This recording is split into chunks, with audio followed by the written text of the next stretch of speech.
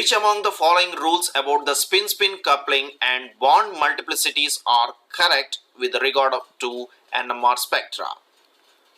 A. Coupling constants rarely exceeds 20 CPS while chemical shifts are over 1000 CPS.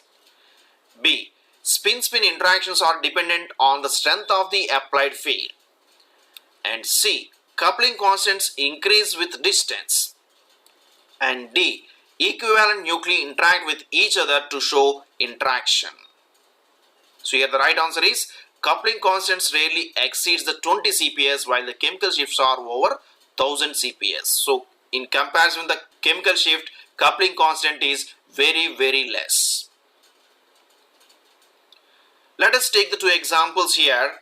Now if you consider the two structures, here the protons are there which are not equivalent. So first one is a proton and second is a B proton which are in the different environment. So these are the non-equivalent nuclei. And if you consider the second structure, here the hydrogens are same because they are in the same chemical as well as magnetic environment. So these are called as equivalent nuclei. Now spin-spin interaction is observed in the non-equivalent nuclei where spin-spin interaction is not observed in the equivalent nuclei. So the spin-spin interaction is measured in the coupling constant J. J is having some of the properties. It is independent of the applied magnetic field strength. So if you increase the magnetic field strength, coupling constant will not increase proportionally. It is independent of the magnetic field strength. It only depends on the spin-spin interaction between the two different nuclei. Observed over 3 sigma bonds only. So coupling constant cannot be observed for a longer distances. It can be observed only the protons which are separated by 3 sigma bonds only. And normally the J values are less than 20 cycles per second or H. So J values are very less compared with the chemical shift. So they are fall below the 20 cycles per second.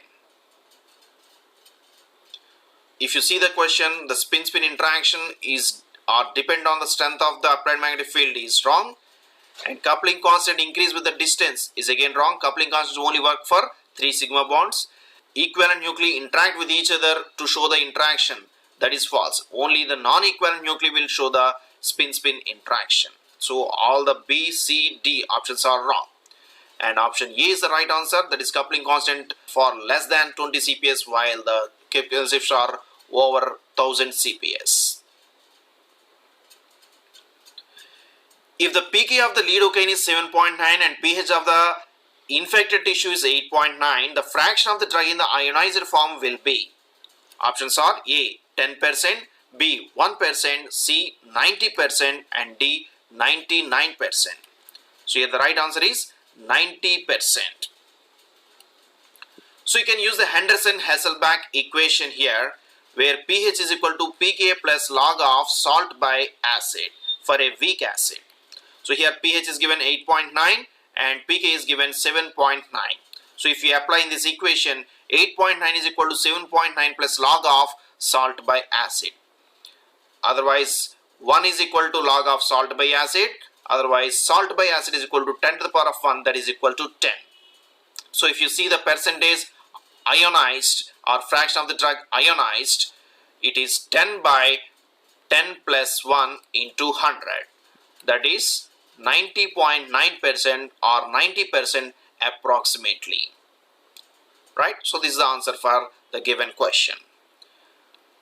Alternatively, you can also determine the percentage drug ionized by directly using the formula 10 to the power of pH minus pKa by 1 plus 10 to the power of pH minus pKa into 100 for a weak acid.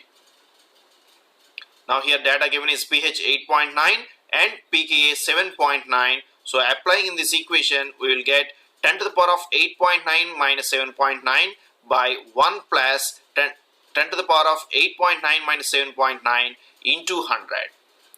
So that is, if you solve, you will get again 90.9%. So approximately 90% of the drug ionization.